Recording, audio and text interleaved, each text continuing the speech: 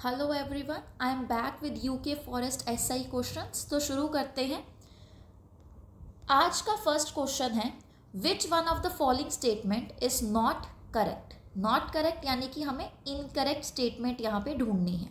First है, sound waves in gases are longitudinal in nature. Second है, sound waves having frequency below 20 hertz are known as ultrasonic waves. Third है, sound waves having higher amplitudes are louder. And fourth है, sound waves with high audible frequencies are sharp. तो यहाँ पे जो statement correct नहीं है वो है बी वाली स्टेटमेंट। क्यों? क्योंकि यहाँ पे क्या लिखा हुआ है कि साउंड वेव्स जिसकी फ्रीक्वेंसी कम होती है 20 हर्ट्ज से उनको हम अल्ट्रासोनिक वेव्स बोलते हैं। बट एक्चुअली साउंड वेव्स जिनकी फ्रीक्वेंसी 20 हर्ट्ज से कम होती हैं उनको हम बोलते हैं इंफ्रासोनिक वेव्स। ठीक है, और ये जो अल्ट्रासोनिक वेव्स होती हैं इनकी जो फ्रीक्वेंसी होती है वो 20,000 हर्ट्ज से ज़्यादा होती हैं। अगर मैं यहाँ पे बात करूँ साउंड वेव्स जिसकी फ्रीक्वेंसी 20 हर्ट्ज से कम है यानी कि हमारी इंफ्रासोनिक वेव्स, तो इसके क्या क्या एग्जांपल होते हैं? तो अर्थक्वेक जो साउंड प्रोड्यूस करता है, वोल्केनिक इरप्शंस हो गए, ओशन वेव्स हो गए, और कुछ एनिमल्स जैसे कि एलिफेंट और वेल्स होते हैं, ये साउंड प्रोड्यूस करते हैं जो कि 20 हर्ट्ज से कम की होती हैं। अगर मैं यहाँ पे अल्ट्रासोनिक वेव्स के बारे में बात करूँ जिनकी फ्रीक्वेंसी 20 हर्ट्ज से ज़्यादा होती है, 20,000 हर्ट्ज से ज़्यादा होती हैं, वो होते हैं बैट्स, वेल्स और डॉल्फिन्स की साउंड। ठीक है, तो यहाँ पे हमारा जो गलत स्टेटमेंट होगी वो होगी बी ऑप्शन। क्यों यहाँ पे बी ऑप्शन गलत होगी? क्योंकि 20 हर्ट्ज से नीचे वाले को हम इंफ्रासोनिक बोलते हैं, अल्ट्रासोनिक नहीं बोलते हैं। नेक्स्ट क्वेश्चन देखते हैं, which one of the following vitamin has a role in blood clotting. देखो, जब भी हम ब्लड क्लॉटिंग के बारे में बात करते हैं ना, वहाँ पे जो विटामिन रोल प्ले करता है वो होता है विटामिन के। अगर मान लो किसी ह्यूमन बीइंग के अंदर विटामिन के की डेफिशिएंसी है तो ब्लड क्लॉटिंग में टाइम लग सकता है। अब नॉर्मली देखो क्या होता है, जब भी हमें कभी भी चोट लगती है तो उस टाइम पे क्या होगा, हमारे ये एक ब्राउन कलर का क्लॉट बनना शुरू हो जाएगा, है ना। तो जो ब्राउन कलर का कोट होता है उसको वो किससे बना हुआ होता है? वो प्लेटलेट से बना हुआ होता है। और ब्लड क्लॉट बनाने के लिए विटामिन के जो होता है वो हेल्पफुल होता है।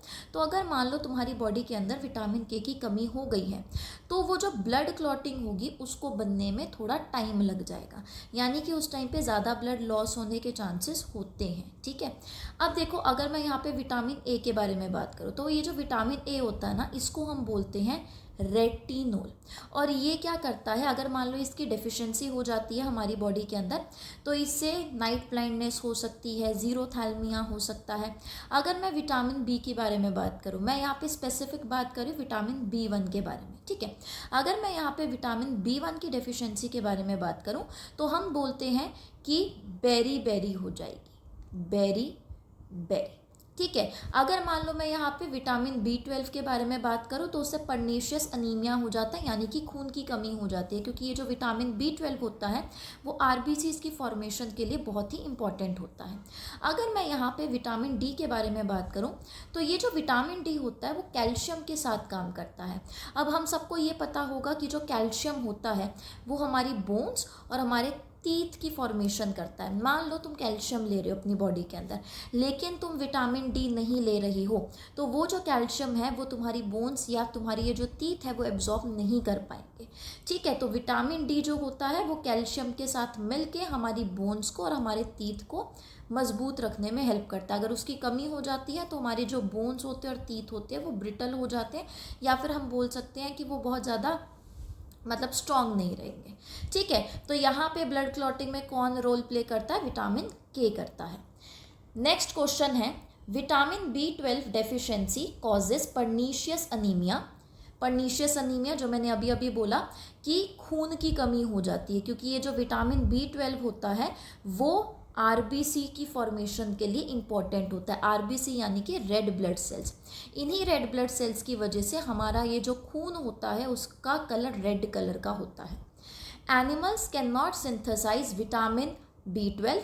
Humans must obtain all their vitamin B12 from their diet. The complexing metal ion in vitamin B12 is. अब देखो विटामिन B12 के बारे में यहाँ पे इस क्वेश्चन में सारी की सारी चीज़ें दे दी गई हैं।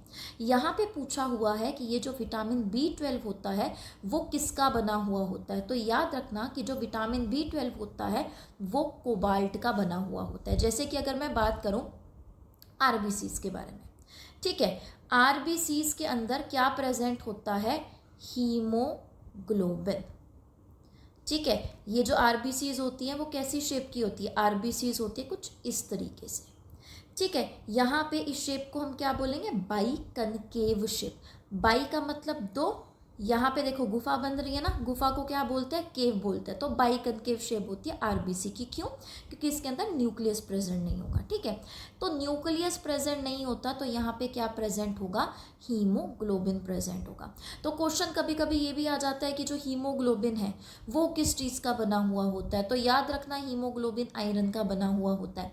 जब हम सांस लेते हैं, ऑक्सीजन इनहेल कर रहे हैं, तो ये जो ऑक्सीजन होती है वो इसी आयरन के साथ बाइंड कर जाती है, आयरन का ऑक्साइड बनाती है, और ये जो आयरन का ऑक्साइड होता है वो रेड कलर का होता है।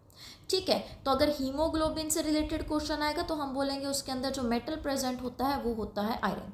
अगर क्वेश्चन आएगा विटामिन B12 का तो हम बोलेंगे कि विटामिन B12 के अंदर प्रेजेंट होता है कोबाल्ट। ठीक है, नेक्स्ट क्वेश्चन करते हैं। Glucose is a source of energy, which one of the following types of molecule is glucose. तो ये जो ग्लूकोज होता है वो होता है कार्बोहाइड्रेट। अब देखो जब भी हम कार्बोहाइड्रेट्स के बारे में बात करते हैं तो इसको हम और क्या बोल देते हैं, सैकराइड्स। सैकराइड्स यानी कि शुगर्स बेसिकली। तो ये जो कार्बोहाइड्रेट्स होते हैं ना वो अलग अलग तरीके के होते हैं। एक तो हमारे पास होते हैं मोनोसैकराइड्स, एक होते हैं ओलिगोसैकराइड्स, और एक होते हैं पॉलीसैकराइड्स। ठीक है, अब देखो पॉली का मतलब बहुत सारे, सैकराइड का मतलब क्या है, शुगर, यानी कि वो शुगर जो बहुत सारे ग्लूकोज के यूनिट या फिर ये जो हमारे पास शुगर है उसके यूनिट से मिलके बनी हो। यहाँ पे हम ज़्यादातर बात करते हैं स्टार्च के बारे में, या फिर हम यहाँ पे बात करते हैं सेलुलोज के बारे में।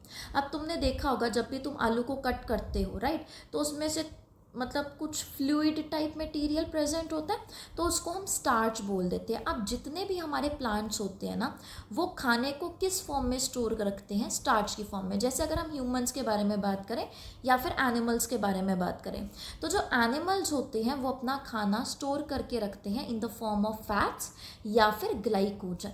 और जब हम प्लांट्स के बारे में बात करते हैं तो प्लांट्स अपना खाना स्टोर करके रखते हैं in the form of starch. ठीक है, तो स्टार्च क्या है, एक पॉलीसैकेराइड है, बहुत सारे ग्लूकोज के यूनिट से मिलके बना हुआ होता है।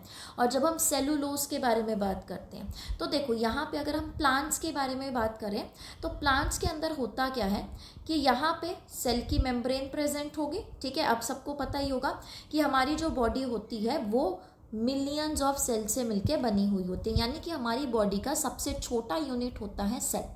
हमारी बॉडी के अंदर सबसे बाहर वाली जो लेयर होती है उसको हम सेल मेम्ब्रेन या फिर प्लाज्मा मेम्ब्रेन बोल देते हैं। लेकिन प्लांट्स के केस में ऐसा नहीं होता है। प्लांट्स के केस में ये जो सेल मेम्ब्रेन है उसके बाहर एक और लेयर प्रेजेंट होती है जिसको हम बोल देते हैं सेल वॉल। और ये जो सेल वॉल होती है वो बनी हुई होती है सेलुलोज की। ठीक है, तो ये दोनों की दोनों जो चीज़ें हैं वो पॉलीसैकेराइड के अंदर आती हैं। ओलिगोसैकेराइड जो होते हैं यहाँ पे हम बहुत सारी चीज़ों के बारे में बात करते हैं। मेन हम यहाँ पे ज़्यादातर हम डाइसैकेराइड्स के बारे में बात कर रहे होते हैं। तो देखो यहाँ पे क्या बोला गया है, डाई, डाई यानी कि दो, सैकेराइड्स यानी कि शुगर की यूनिट्स। ठीक है, मोनो का मतलब क्या है, वन, सैकेराइड का क्या मतलब हो गया, शुगर। तो जब भी हम मोनोसैकेराइड्स के बारे में बात करते हैं ना कार्बोहाइड्रेट्स के अंदर, तब हम यहाँ पे बात कर रहे होते हैं एक तो ग्लूकोज के बारे में, ठीक है, एक हम यहाँ पे बात कर रहे होते हैं गैलेक्टोज के बारे में, और एक हम यहाँ पे बात कर रहे होते हैं फ्रक्टोज के बारे में। ठीक है। अब तुमने सुना होगा कि जो भी हम खाना खा रहे होते हैं अल्टीमेटली किस में टूटता है, ग्लूकोज में टूटता है। तो ग्लूकोज जो है वो ह्यूमंस के लिए बहुत ही क्रूशियल होता है। अगर मैं गैलेक्टोज के बारे में बात करूं तो गैलेक्टोज को बोला जाता है ब्रेन शुगर। अगर मैं फ्रक्टोज के बारे में बात करूं तो उसको बोला जाता है फ्रूट शुगर। जब भी तुम फ्रूट्स वगैरह खाते हो तो उसमें कुछ नेचुरल मिठास प्रेजेंट होती है ना, तो उसके अंदर क्या प्रेजेंट होता है, फ्रक्टोज प्रेजेंट होता है। ठीक है। अब देखो हम यहाँ पे डाइसैकेराइड्स भी देख रहे थे, डाइसैकेराइड्स भी देख लेते हैं। डाइसैकेराइड्स यानी कि जो 2 शुगर के यूनिट से मिलके बनी हुई होंगी। यहाँ पे हम क्या क्या बात करते हैं, एक तो हम बात करते हैं सुक्रोज। सुक्रोज क्या होता है, टेबल शुगर या फिर केन शुगर। जो हम नॉर्मल चीनी खाते हैं दैट इज सुक्रोज। तो ये सुक्रोज किस किस का बना हुआ होता है, सुक्रोज बना हुआ होता है ग्लूकोज प्लस फ्रक्टोज का।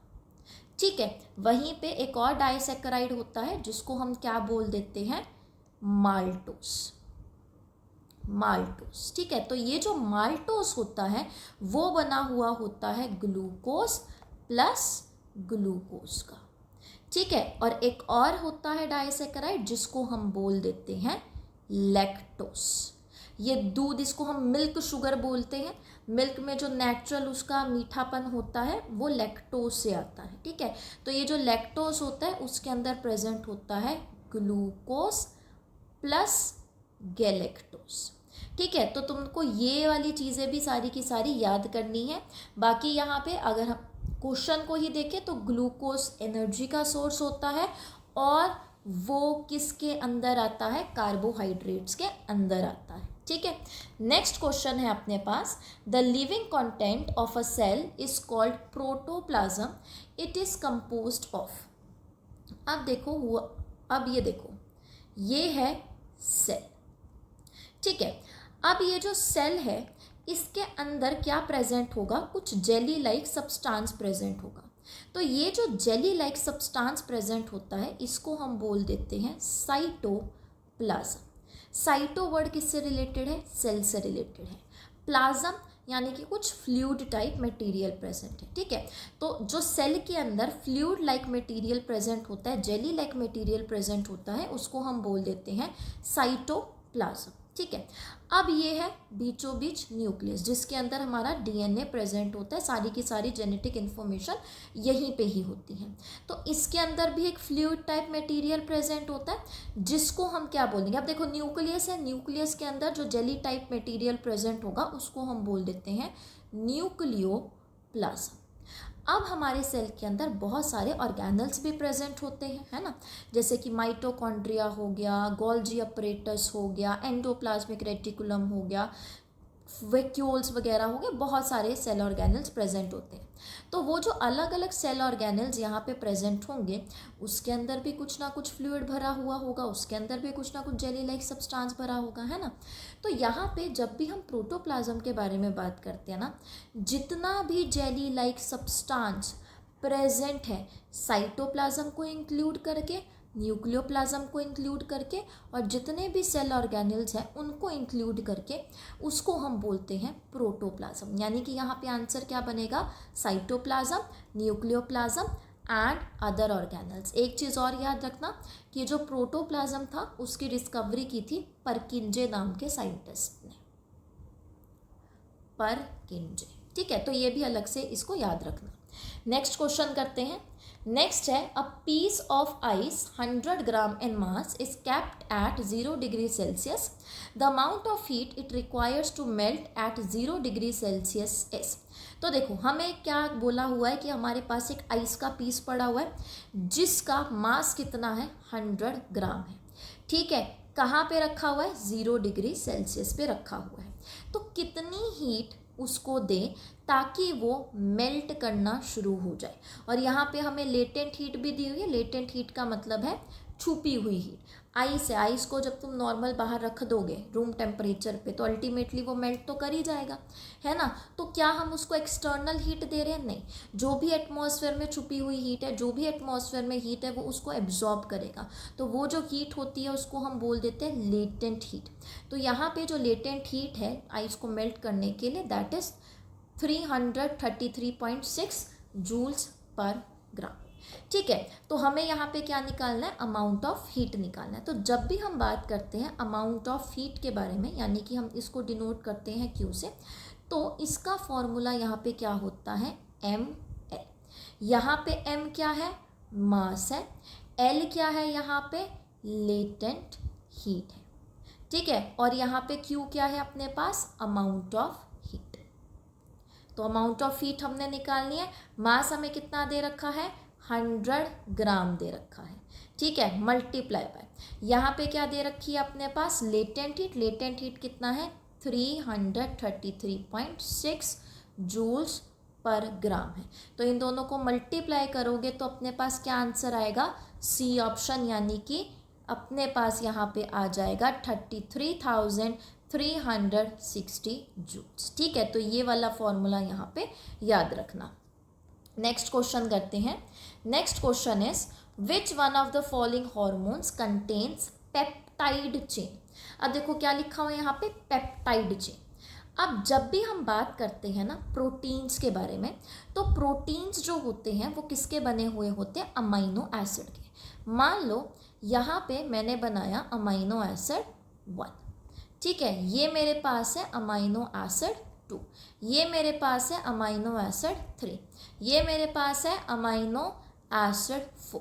तो ये जब अमाइनो एसिड्स आपस में जुड़ जाते हैं तो वो बनाते हैं हमारा प्रोटीन। ठीक है, अब देखो ये जो अमाइनो एसिड है वो एक दूसरे से किसी ना किसी बॉन्ड से जुड़े हुए होंगे, किसी ना किसी चेन से जुड़े हुए होंगे। तो ये जो इन दो अमाइनो एसिड के बीच का जो बॉन्ड होता है उसको हम बोल देते हैं पेप्टाइड बॉन्ड। तो देखो क्वेश्चन में तुम्हें क्या पूछा हुआ है कि कौन से हार्मोन के अंदर पेप्टाइड चेन प्रेजेंट होती है।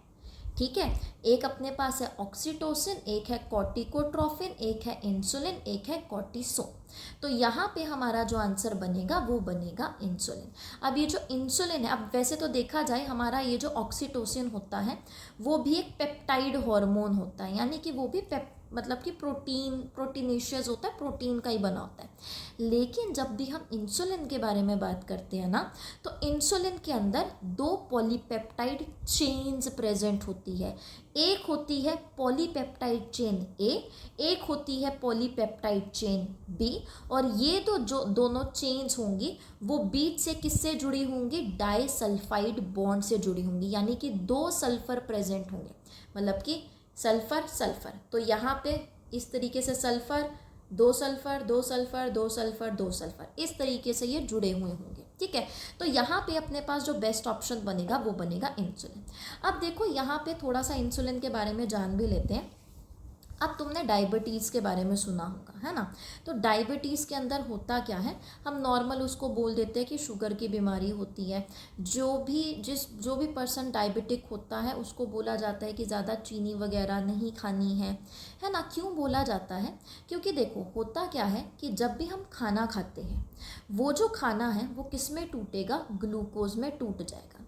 ये जो ग्लूकोज है वो कहाँ पे फ्लो करेगा, हमारे ब्लड में फ्लो कर रहा होगा, राइट। अब होगा क्या कि जो भी एक्स्ट्रा ग्लूकोज होता है वो हमारी बॉडी के अंदर स्टोर होना शुरू हो जाएगा। तो अल्टीमेटली होता क्या है कि ये जो इंसुलिन है, इंसुलिन क्या करता है, ग्लूकोज को जो कि हमारे ब्लड के अंदर है उसको किस में कन्वर्ट करता है, ग्लाइकोजन में। ग्लाइकोजन क्या है, स्टोर्ड फॉर्म है। ठीक है, तो यानी कि एक तरीके से मैं क्या बोल सकती हूँ कि ये जो इंसुलिन है वो ग्लूकोज के लेवल को कम करता है ब्लड के अंदर। ठीक है, तो ब्लड में ग्लूकोज के लेवल को कम करने का काम करता है। अब मान लो किसी वजह से ये जो इंसुलिन है वो अच्छे से प्रोड्यूस नहीं हो पा रहा है बॉडी के अंदर, ठीक है, या फिर वो कुछ कम निकल रहा है या फिर वो पूरा ही प्रोड्यूस नहीं हो पा रहा है। तो उस वजह से क्या होगा कि ये जो ग्लूकोज है वो हमारी बॉडी के अंदर स्टोर नहीं हो पाएगा, वो ग्लाइकोजन में चेंज नहीं हो पाएगा। तुमने सुना होगा कि ये जो डायबिटिक पेशेंट्स होते हैं उनको हर 2 घंटे बाद कुछ ना कुछ खाना होता है। बोला जाता है कि हर 2 घंटे बाद कुछ खाना है। क्यों बोला जाता है, क्योंकि उनकी बॉडी के अंदर ग्लाइकोजन जो है वो स्टोर ही नहीं हो पा रहा है। और उनको क्यों बोला जाता है कि ये चीनी वगैरह, चावल वगैरह या फिर ये आलू वगैरह वो नहीं खाना चाहिए, क्योंकि इसके अंदर बहुत ज़्यादा स्टार्च होता है। और हमने अभी अभी ऊपर पढ़ा कि स्टार्च किसका बना है, बहुत सारे ग्लूकोज के यूनिट्स का बना हुआ है, यानी कि उनकी बॉडी के अंदर, उनके ब्लड के अंदर ग्लूकोज लेवल एकदम से बढ़ना शुरू हो जाएगा, ठीक है, जो कि हमारी बॉडी के लिए अच्छा नहीं होता है, ठीक है। अब अगर मैं यहाँ पे ऑक्सीटोसिन के बारे में बात करूँ, तो जो ये जो ऑक्सीटोसिन होता है जब सेक्सुअल इंटरकोर्स होता है, या फिर हम यहाँ पे बात कर सकते हैं कि जब बेबी की डिलीवरी हो रही होती है, तो उस टाइम पे ये जो हार्मोन है ऑक्सीटोसिन वो रिलीज़ होता है। ऑल्दो ये भी एक पेप्टाइड हार्मोन ही है, ये भी प्रोटीन का ही बना हुआ है, लेकिन बेस्ट ऑप्शन हम यहाँ पे इंसुलिन को मानेंगे, क्योंकि यहाँ पे हम पूरे अच्छे से पॉलीपेप्टाइड चेन्स के बारे में बात कर रहे होते हैं, ठीक है। एक अपने पास यहाँ पे प्रेजेंट है कॉर्टिकोट्रोपिन। ये जो कॉर्टिकोट्रोपिन होता है ये एक पॉलीपेप्टाइड हार्मोन होता है। जब भी स्ट्रेस होता है तो उस टाइम पे क्या होगा, उस टाइम पे ये रिलीज होगा, ठीक है। और एक होता है कॉर्टिसोन। ये जो कॉर्टिसोन होता है एड्रीनल ग्लैंड रिलीज करता है। एड्रीनल ग्लैंड क्या होता है, देखो जब भी हम किडनीज के बारे में बात करते हैं, ठीक है, तो यहाँ पे ये है अपनी किडनीज, ठीक है। किडनी से क्या निकल रहा है, यूरेटर निकल रहा है। फिर उसके बाद यहाँ पे आ जाएगा यूरिनरी ब्लैडर एंड यहाँ पे आ जाएगा यूरेथ्रा। तो किडनी के जस्ट ऊपर एक ग्लैंड प्रेजेंट होता है जिसको हम बोल देते हैं एड्रीनल ग्लैंड, ठीक है। और ये जो एड्रीनल ग्लैंड होता है वो क्या रिलीज़ कर रहा होता है, स्ट्रेस हार्मोन रिलीज़ कर रहा होता है।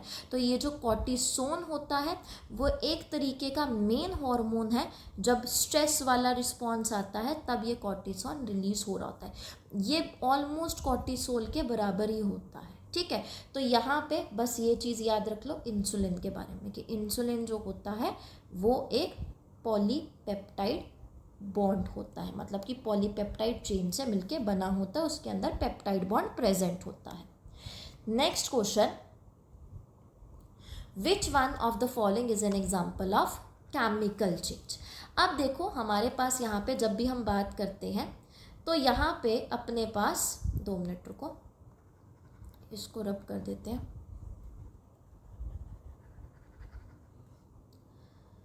देखो जब भी हम यहाँ पे केमिकल चेंज के बारे में बात करते हैं ना, तो देखो 2 तरीके के चेंज होते हैं, एक तो होता है फिजिकल चेंज और एक होता है केमिकल चेंज, ठीक है।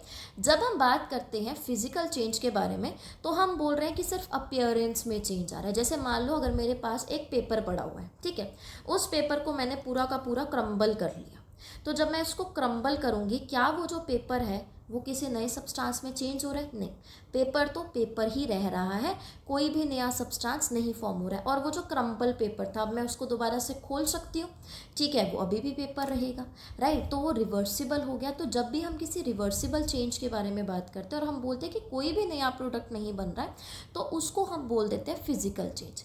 एक अपने पास क्या होता है, केमिकल चेंज। केमिकल चेंज का मतलब होता है, जैसे मान लो वही एग्जांपल कि मेरे पास पेपर पड़ा हुआ है, उस पेपर को मैंने जला दिया। जब मैं उस पेपर को जलाऊंगी तो उस टाइम पे क्या होगा, उस टाइम पे ऐश बनेगी, है ना, राख बनेगी और साथ में कुछ गैस भी निकल जाएगी, स्मोक भी निकलेगा। क्या तुम उसी ऐश को लेके और वही गैस पकड़ पकड़ के क्या दोबारा से पेपर बना सकते हो, नहीं बना सकते।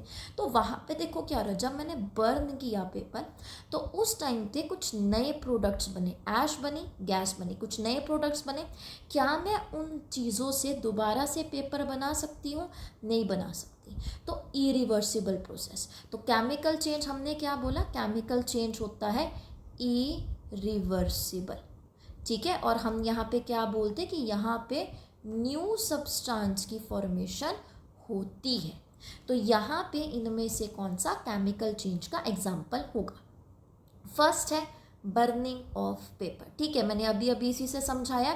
तो बर्निंग ऑफ पेपर क्या होता है, केमिकल चेंज होता है। अब देखो magnetisation of soft iron, iron है, ठीक है। अब जब मैग्नेटाइजेशन होगी क्या आयरन से कुछ और बनेगा, नहीं बनेगा, आयरन तो आयरन ही रहेगा, कोई नया प्रोडक्ट नहीं बन रहा है यहाँ पे, ठीक है। तो ये फिजिकल चेंज है।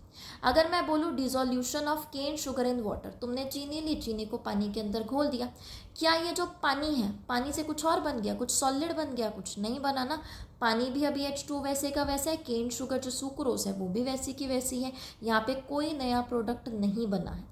नेक्स्ट है preparation of ice cubes from water. अगर मैं आइस क्यूब्स के बारे में बात करूँ, केमिकल फॉर्मूला क्या होता है H2O। पानी के बारे में बात करूँ तो केमिकल फॉर्मूला क्या होगा, H2O ही होगा। तो क्या यहाँ पे नया प्रोडक्ट बन रहा है, नहीं बन रहा। नया प्रोडक्ट सिर्फ बर्निंग ऑफ पेपर में ही बनेगा, ऐश बनेगी एंड गैसेस बनेंगे। तो अपना आंसर यहाँ पे आएगा ए ऑप्शन। ठीक है, नेक्स्ट क्वेश्चन है which one of the following is the cause of long term sea level change. अब देखो, अगर मैं यहाँ पे बात करूँ पानी के बारे में, ठीक है, सी लेवल के बारे में, पानी के बारे में अगर मैं यहाँ पे बात करूँ तो लॉन्ग टर्म चेंज हमें कब देखने को मिलेगा।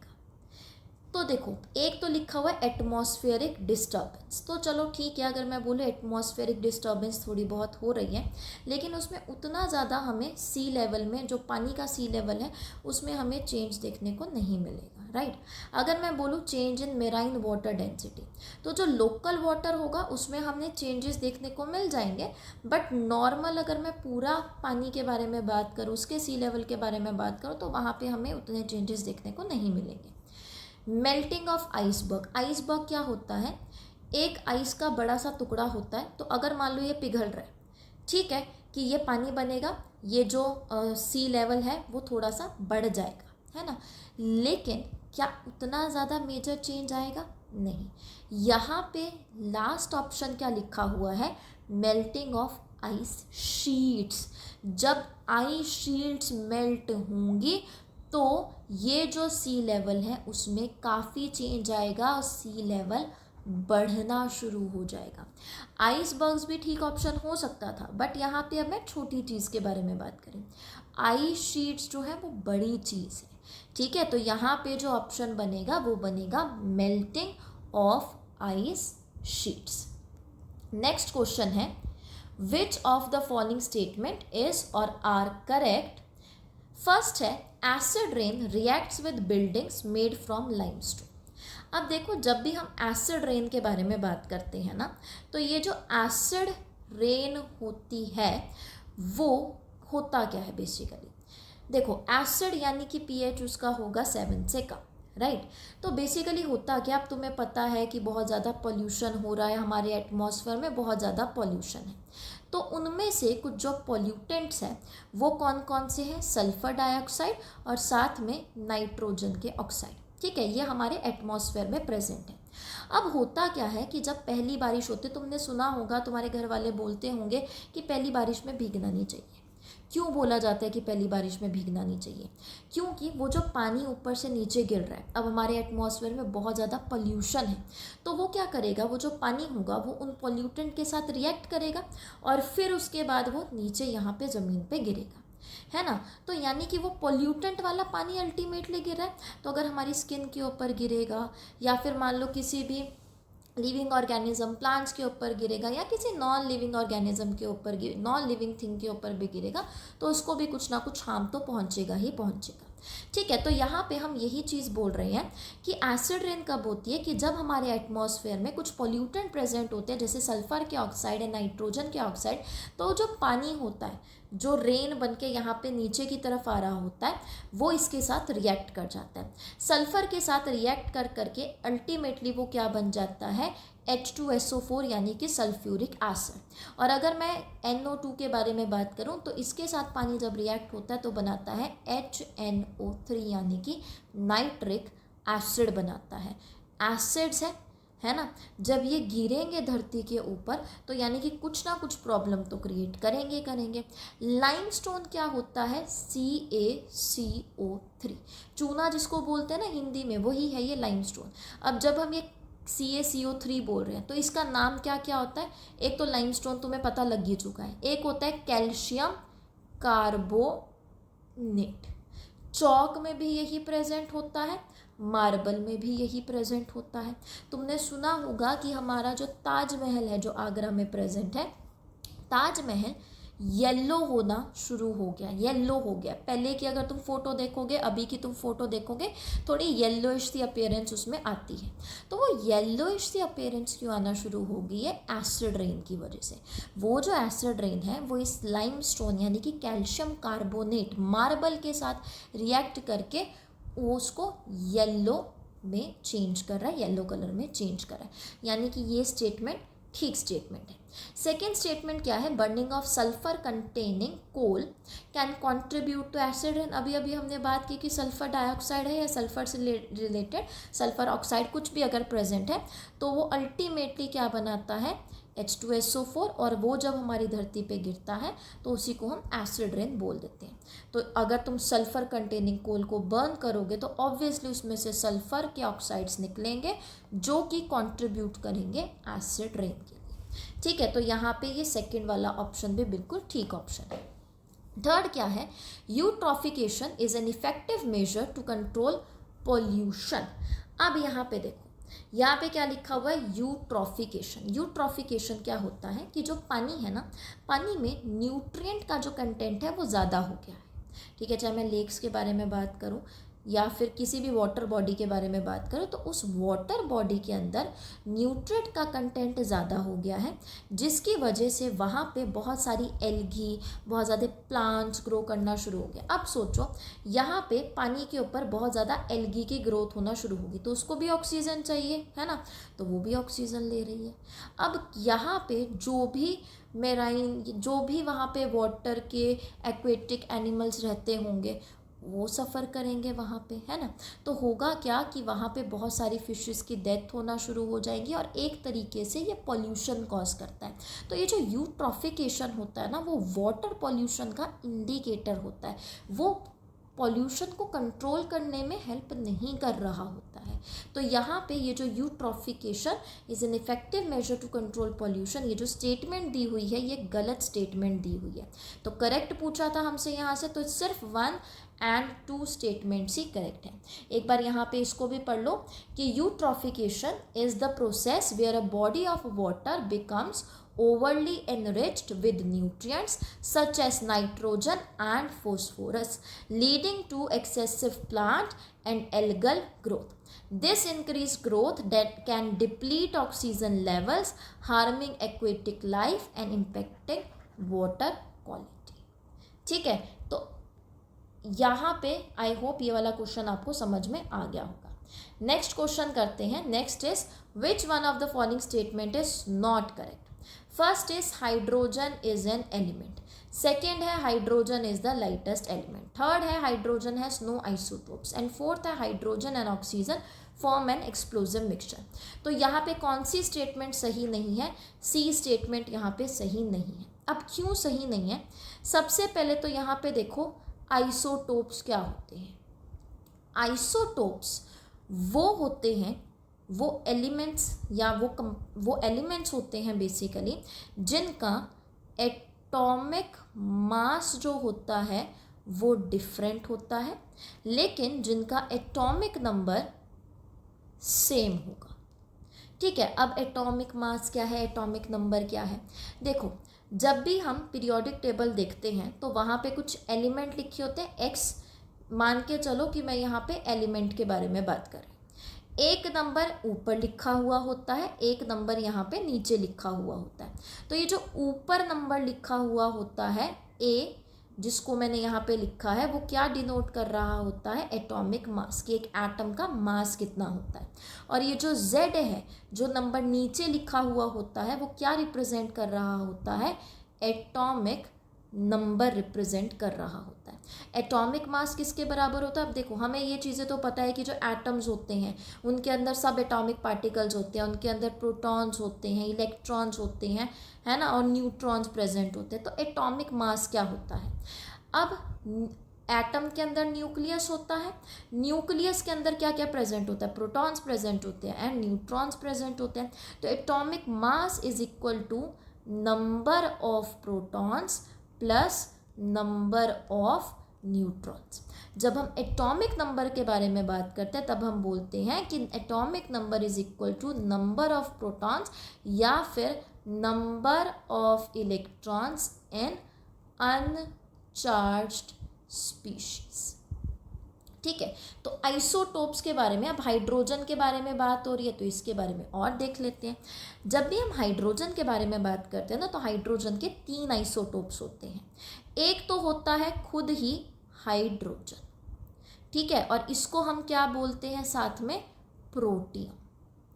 एक यहाँ पे प्रेजेंट होता है ड्यूटीरियम, और एक यहाँ पे क्या प्रेजेंट होता है, ट्रीटियम। ठीक है, तो कितने आइसोटोप्स होते हैं हाइड्रोजन के, 3, प्रोटियम, ड्यूटीरियम एंड ट्रीटियम।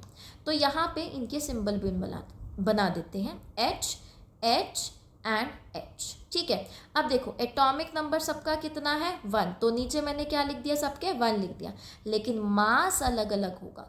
जो हाइड्रोजन है या प्रोटियम है उसका मास होता है 1, जो ड्यूटीरियम होता है उसका मास होता है 2, जो ट्रीटियम होता है उसका मास कितना होगा, 3 हो जाएगा। ड्यूटीरियम को हम D से भी रिप्रेजेंट कर देते हैं और ट्रीटियम को हम T से भी रिप्रेजेंट कर देते हैं। ठीक है, तो हाइड्रोजन के 3 आइसोटोप्स होते हैं, तो ये जो थर्ड स्टेटमेंट थी वो गलत स्टेटमेंट होगी। नेक्स्ट क्वेश्चन करते हैं, which one of the following statement is not correct. इनमें से कौन सी स्टेटमेंट करेक्ट नहीं है। तो फर्स्ट क्या है, atoms of different elements may have same mass number. तो ये वाली स्टेटमेंट बिल्कुल ठीक स्टेटमेंट है।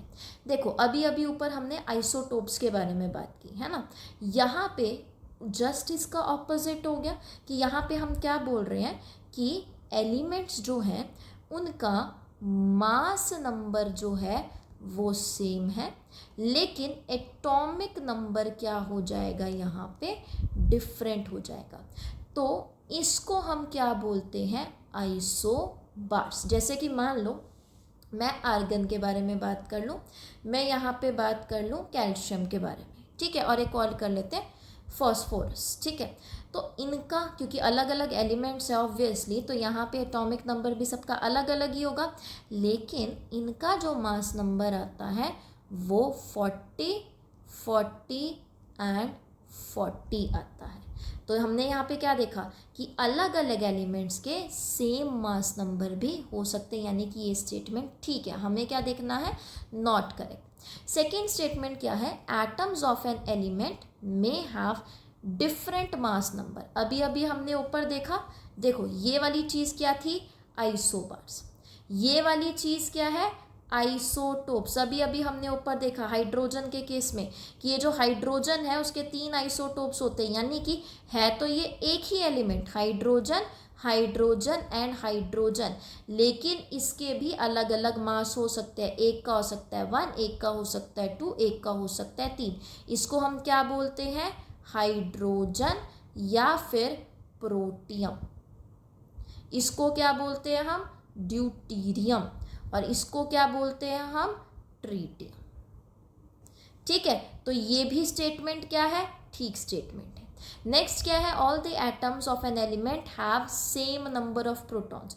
ऑब्वियसली जितने भी एटम्स होंगे एक एलिमेंट के, उसमें सेम नंबर के प्रोटॉन्स होंगे। अब देखो मैंने क्या बताया था कि जो एटॉमिक नंबर होता है वो किसके बराबर होता है, नंबर ऑफ प्रोटॉन्स के बराबर होता है। तो यहाँ पे ये जो है हमारे पास हाइड्रोजन, ड्यूटीरियम एंड ट्रीटियम, इसमें भी प्रोटॉन कितने होंगे, 1, क्योंकि एटॉमिक नंबर जो होता है वो किसके बराबर होता है, प्रोटॉन के बराबर।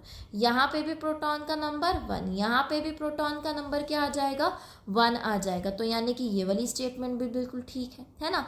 फोर्थ स्टेटमेंट क्या है, all the atoms of an element will always have same number of neutrons. तो ऐसा नहीं होता है, जो एलिमेंट्स होते हैं उनमें न्यूट्रॉन्स सेम नहीं होते हैं। ठीक है, जैसे कि अगर मैं इसी के बारे में बात कर लूँ, यहाँ पे अगर मैं हाइड्रोजन के बारे में बात करूँ, यहाँ पे जो न्यूट्रॉन्स होते हैं वो होते हैं 0, यहाँ पे न्यूट्रॉन होते हैं 1, यहाँ पे न्यूट्रॉन का नंबर प्रेजेंट होगा 2। ठीक है, तो क्योंकि ये गलत स्टेटमेंट है, यानी कि अपना आंसर क्या बनेगा, ये डी ऑप्शन बन जाएगा। ठीक है, नेक्स्ट क्वेश्चन क्या है, the synthetic rubber has replaced natural rubber for domestic and industrial purposes, which one of the following is the main reason behind it. अब देखो ज़्यादातर क्या होता है कि हम नेचुरल रबर को यूज़ नहीं कर रहे हैं, हम सिंथेटिक रबर को यूज़ कर रहे हैं। ऐसा क्यों होता है? क्योंकि नेचुरल रबर को जब हम ऑब्टेन करते हैं, हम कैसे करते हैं, हम एक वो ट्रॉपिकल में एक मतलब पेड़ होता है, रबड़ का पेड़ जिसको हम बोल देते हैं, ठीक है, कुछ कुछ रीजन्स में पाया जाता है, तो वहाँ से हम नेचुरल रबर ऑब्टेन करते हैं, राइट। यानी कि उसको वहाँ से ऑब्टेन करना थोड़ा मुश्किल है। लेकिन जब हम सिंथेटिक रबर के बारे में बात करते हैं ना, तो सिंथेटिक रबर के जो रॉ मटेरियल्स होते हैं उनको लेना थोड़ा आसान होता है। तो यानी कि हम यहाँ पे क्या बोल रहे हैं कि हम ज़्यादा सिंथेटिक रबर को यूज़ कर रहे हैं कंपेयर्ड टू नेचुरल रबर। क्यों? क्योंकि ये जो रॉ मटेरियल है सिंथेटिक रबर के वो ईजिली अवेलेबल होते हैं। तो यहाँ पे ऑप्शन कौन सा ठीक हो जाएगा? सी ऑप्शन ठीक हो जाएगा, ठीक है। तो इसी के साथ हमने सारे के सारे क्वेश्चंस कर लिए हैं, ठीक है। आई होप आप सबको ये सारे के सारे क्वेश्चन समझ में आए होंगे। अगर आपको कोई भी डाउट है तो आप कमेंट सेक्शन में लिख सकते हैं। नेक्स्ट वीडियो किसकी बनानी चाहिए वो भी आप कमेंट सेक्शन में लिख सकते हैं। Thank you so much.